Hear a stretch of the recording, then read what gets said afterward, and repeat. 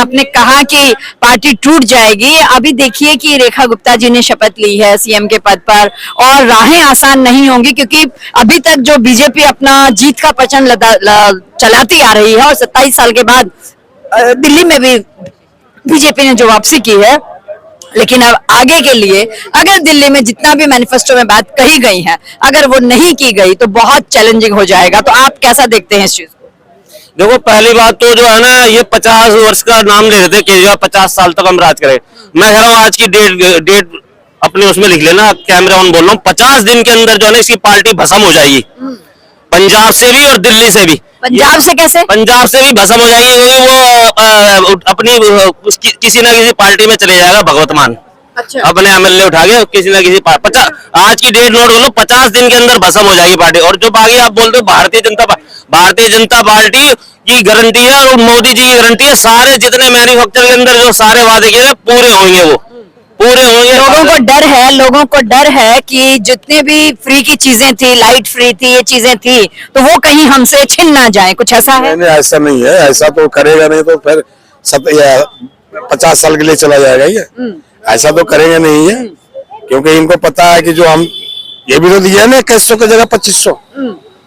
दूसरी बात ये ऐसा ना हो कि जैसे मदन लाल खुराना जी थे उस टाइम पहले मुख्यमंत्री, तो उनके बाद 3 चीफ मिनिस्टर बने थे, सुषमा स्वराज बने, साहब सिंह बरवा बने, हो सके ऐसा भी ना हो जाए, क्योंकि उस टाइम की बात अलग थी। बाकी इनकी सोच मोदी जी की अगर सही है तो फिर ठीक है।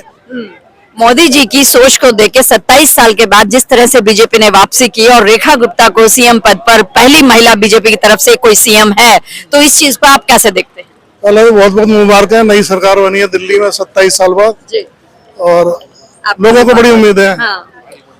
तो उम्मीदों पे खरा उतरने की। और मैं ये कह रहा हूँ कि ये केजरीवाल हार के जीतने वाले को केजरीवाल बोलते हैं। अच्छा जी। हार के भी जीतने वाले को। अच्छा। क्योंकि सारी योजना इनकी इन्होंने एक्सेप्ट करी है। जो योजनाएं चल रही थी इन्होंने माना कि वो चलती रहेंगी, तो इसका मतलब नाम तो योजनाओं का केजरीवाल के साथ ही था ना। नहीं, देखिए ये जो फ्री का सब कुछ दिया जा रहा था, आपने कहा कि हार के भी जीत, तो मतलब उन्होंने जो कहा उसी बात को उन्होंने आगे। हाँ, इसीलिए तो कह रहा हूँ मैं। अच्छा। नहीं तो इनकी 70 की 70 जमानत जब्त हो जाती। इन्होंने एक्सेप्ट किया कि केजरीवाल जी भला कर रहे हैं लोगों का, ये मान रहे हैं ना कि जन कल्याण योजनाएं चलती रहेंगी, बोला था ना, आपको भी याद है। तो ये जन कल्याण योजना केजरीवाल ने चालू करी थी, तो इसलिए चलती रहेंगी। अगर ये कहते जी ये नहीं चलेंगे, हम कुछ भी नहीं देंगे, तो एक भी सीट आती क्या? नहीं आती। तो लेकिन एक भी कहा, यहाँ तो 48 सीटें आ गई ना। जब भी तो कह रहा हूँ ना, इसी वजह से आई है ना। अच्छा। वजह तो बता रहा हूँ मैं। अच्छा। इसी वजह से आई है ना। अच्छा। जवान बच्चे खड़े हैं या यूथ भी खड़ा है, यूथ से बात करते हैं। आपका नाम? लकी शर्मा। लकी, दिल्ली में नई सीएम बीजेपी सरकार 27 साल के बाद कैसे देखते हैं? एक युवा होने के नाते आप लोगों ने सरकार को वोट दिया तो विकास के नाम पर दिया या वो फ्री का जुमला जो एक हमारे ऊपर टैग लग रहा था दिल्ली वाले के ऊपर कि हम फ्री का लेते, तो इस चीज को आप कैसे देखते हैं? First of all I didn't give a vote to be honest, but I don't have political opinion. मैं बस इतना बोलूंगा कि जो हमारी गवर्नमेंट है it have to be aware, because उतनी अवेयरनेस नहीं है हमारी कंट्री के अंदर। फॉर एग्जांपल अभी आप देखोगे न्यूज के अंदर मोस्टली जो चीज चल रही है this are regarding election and all. Delhi में इलेक्शन हुए हैं एंड ऑल। अभी यूट्यूब पे there is a guy called Ranveer Allahbadia, उसके लिए कंट्रोवर्सी चल रही है, that's all. But the main thing जो है तभी हुई है वो चीजें ऊपर नहीं आ पा रही है। फॉर एग्जांपल जैसे निर्भया केस हुआ था हमारे देश के अंदर, कितने साल लगे उस चीज को जस्टिस मिलने के बाद, एंड एवरीवन वाज थिंकिंग कि उसके बाद अभी चीजें नहीं होंगी, बंद हो जाएंगी। और जब वो केस हुआ है एंड जब उसको जस्टिस मिला है, उसके बीच में कितने रेप केस हुए हैं और उसके बाद कितने रेप केस हुए हैं। अभी नया साल है 2025, फर्स्ट तारीख से लेके अब तक कितने रेप केस हो चुके हैं। अभी लेटली कोलकाता में एक रेप केस हुआ, उसके बाद हमको शायद लगा कि इस बार समथिंग विल चेंज, कुछ चेंज नहीं हुआ है। सुनने में भी नहीं आ रहा है उस रेप का क्या हुआ, उस रेप केस का जस्टिस मिला ही नहीं मिला, किसको जेल हुई है, किसको फांसी हुई है, कुछ नहीं पता।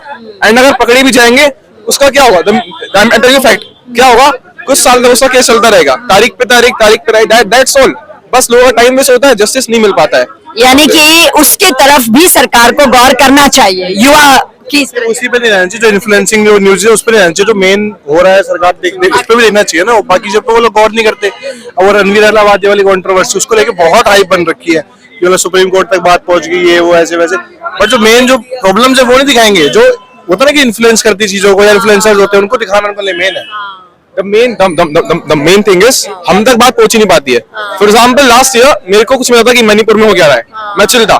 This a friend of mine वो मणिपुर से, उसने मेरे को वीडियोस दिखाई कि वहाँ पे लड़कियों का रेप हो रहा है. And I was like, ये क्या हो रहा है? उसने मेरे को बताया कि चल क्या रहा है. Then मैंने गूगल करा, न्यूज़ पे भी कुछ भी नहीं उसके बारे में, कोई रिपोर्टिंग ही नहीं है. क्यों? कंट्री जो हमारी गवर्नमेंट है उसको चीज को आगे आने नहीं दे रही है. कंट्री में क्या चल रहा है? ब्रिक की समिट हो रही है फ्रांस में, बाहर जा रहे हैं, डेवलपमेंट हो रही है. हमारी कंट्री में मेन थिंग क्या है? एक लाइट लगा देंगे, एलईडी लाइट लगा देंगे, एंड हम लोग क्या सोचेंगे, ओ माय गॉड गवर्नमेंट ने एलईडी लाइट लगा दी है, कितना डेवलपमेंट कर रही है. एलईडी लाइट के नीचे एक होमलेस बंदा बैठा है, पैसे मांग रहा है, वो कोई नहीं देखता है. इस कंट्री का ये हाल है. मेन थिंग है सर.